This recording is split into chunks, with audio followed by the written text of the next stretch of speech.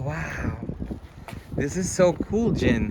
This one you already built here? They built it here? You know, the grass field we built it. Yeah, can I come in? Sure. Step in there.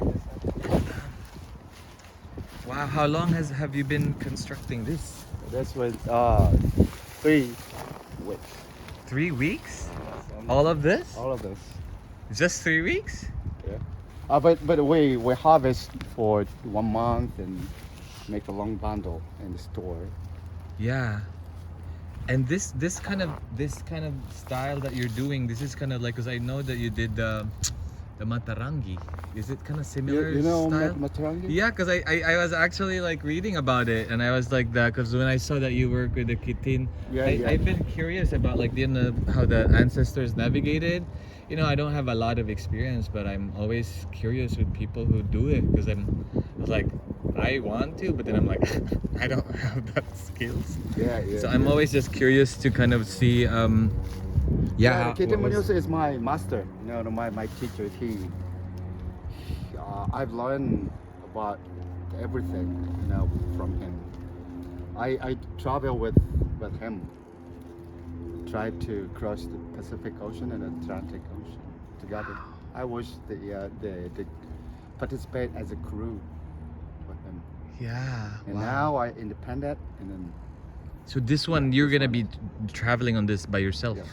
Wow. No, not by myself. With a cruise. With a crew, how many people? 7. 7 people in this. Like, how big is? What's the size, the It's the dimension? double size of here. This one. Oh, so this is not what you're gonna be using. Yeah, this one is the prototype, and this design is very new one. It's a little bit different from the Kitin Munoz one. The one mast, and then we will build the 60-foot, the actual boat, to head in Hawaii. That's gonna be the 60-foot. So this one is only 30. like 30 feet. So twice the size. Yes. Wow. Double side, double tall, the mast double. Yeah. What's the process? I was curious if you can go, like, what's the first thing you do when you build something like this? What is the first step? The harvest and dry up, and then make a long bundle. Look at this. This one is the one of the long bundle, and we pile them up on the base of the wood, and then tied with a rope. This rope tie it. Yeah, this is a rope. Wow. And how many bundles is this? About 70 bundles.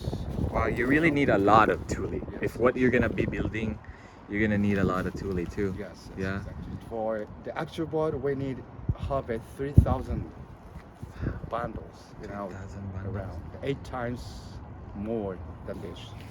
Wow. Yeah. And then it's gonna be mainly wind powered. Wind and the current. Current. It's because, you know, it's very curious because from here to Hawaii, there is a current and the wind flow Hawaii. Like a drift, yeah. Yes, it's meant even the coconut can drift to Hawaii. Really? Yeah. Do you think that drift has shifted in time though? Yeah. It's kind of like, Yes, because I was curious about like how even the ancestors back then, I wonder if the waters behave the same or it changed, you know? Because of like, I don't know, just the patterns, the weather. Does it change a lot of those patterns? You mean The patterns of the pattern of the weather and does it affect? Yes, it's a little bit different because, you know, 1,000 years ago the sea level is lower than now, and then but basically not so changed. There is because trade wind is always blow from the east to west, and then there is a current, the California current flow from north to south. So we go to south and to west. Wow. And so you're gonna ride that. You're gonna just like ride that wave. Yeah, it's just follow the wind and current. Because yeah, someone was telling me, one of the elders actually, this Maori, like Aotearoa. Maori. Yeah, they were saying like sometimes the easiest is not to go, like if you want to go there, it's not always the easiest, right? You have to like understand the pattern to get to there, maybe you need to kind of go over there because that's where Yes, the way. but it's a Polynesian style. It's Polynesian. I mean navigation Polynesian, system. yeah. But we try to sail before the Polynesian guy, so we don't know where is the the island. So this is my imagine, right? It's no evidence, but I imagine that the ancient people something feel something, and then the some young guy and wants to go outside from here in the bay, and then they try to see the over the horizon.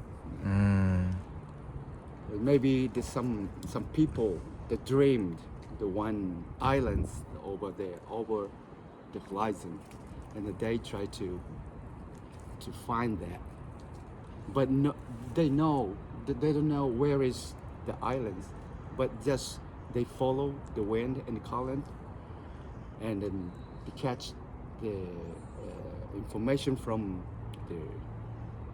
the nature, the wind and the Cosmos, cloud. the cosmos, Yeah, the and- stars too. Yeah, the star, but stars, but how can find the way? Because they don't know where is the Hawaii. So how follow the wind?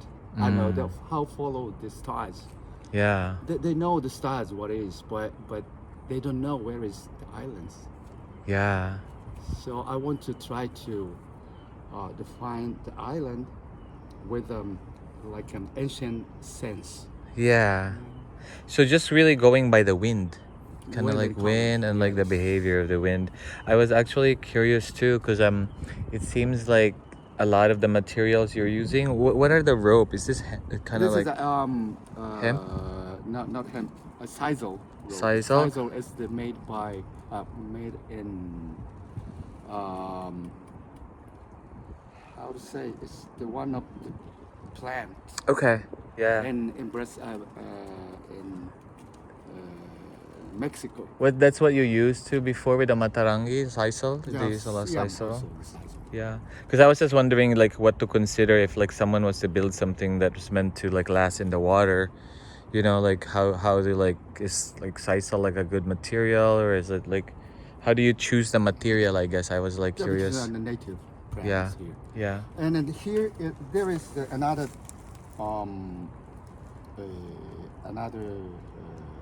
material here, another rope, but it's very very difficult to remake that. Yeah. The native plant is very, it's very few now, Yeah. not like before. How does it work? I was just curious about this part because it's like it seems to be the steering. This is the same. Steering? This is the Can I go out here and step here? I just want to kind of take a photo of you there. Just like curious. Rather control the double rather. So it would be like how people like you would have somebody just like doing the sail and then the rudder. Yep. Wow. Well, we don't control every time, we tie it up And let it kind of just like go. Yeah. feel the wind. So just to follow the wind. That's all.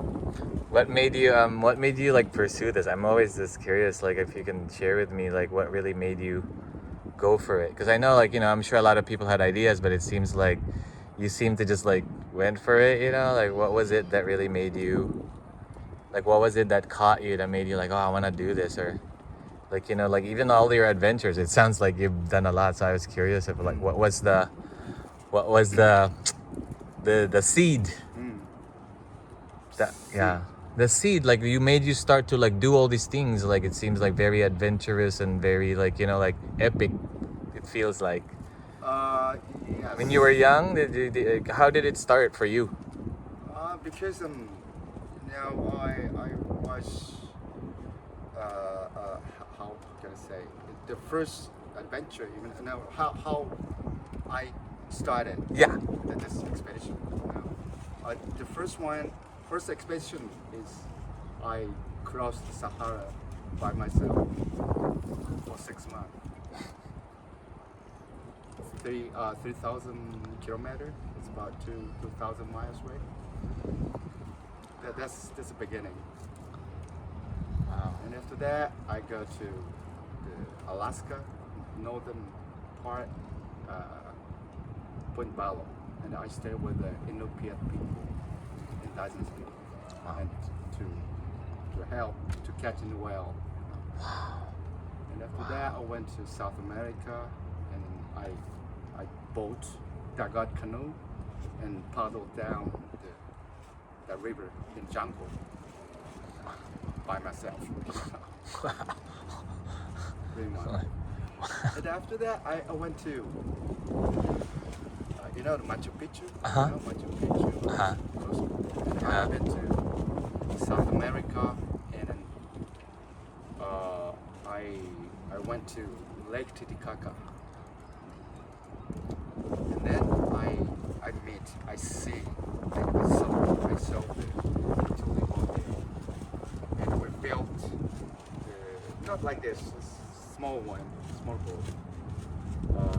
and then travel around the Lake Titicaca for 6 months. How large was that one? The Matarangi? That's the Matarangi? No, it's smaller than this. It was 25 feet. Smaller from here to. But it's the common thing is, I love stay in the middle of the nature. And then I live with the indigenous people, and I've learned how to live the extreme area. For example, the jungle is a little bit hard to hard to travel alone without knowledge. So that's why I've learned a lot of things with indigenous people. Mm-hmm. How to take care of the nature, how to travel, how to mindset. Mm. And then I go by myself. Wow. Very bold. You're very bold, and I think Bold. like, have you been in situations where you felt like, oh shit? I mean, Shit. you're kind of just like, oh shit, like, you're like, I'm just curious. I mean, when you undergo in those kind of journeys, do you have moments where you feel like, oh no, my like Yeah, it's the close always, call? Yeah, because the expedition is always to feel the death. Yeah. It's easy to. Have you had like experience like that, or what was the closest that you felt like that was really like? Yeah, because You felt it. The first expedition is the Sahara Desert. That one? Every morning, I try to find my camel, because the nighttime we release him. Oh. And but the tied with a rope like handcuff, Okay. because not walk a lot. Yeah. Small steps. So that's why nighttime is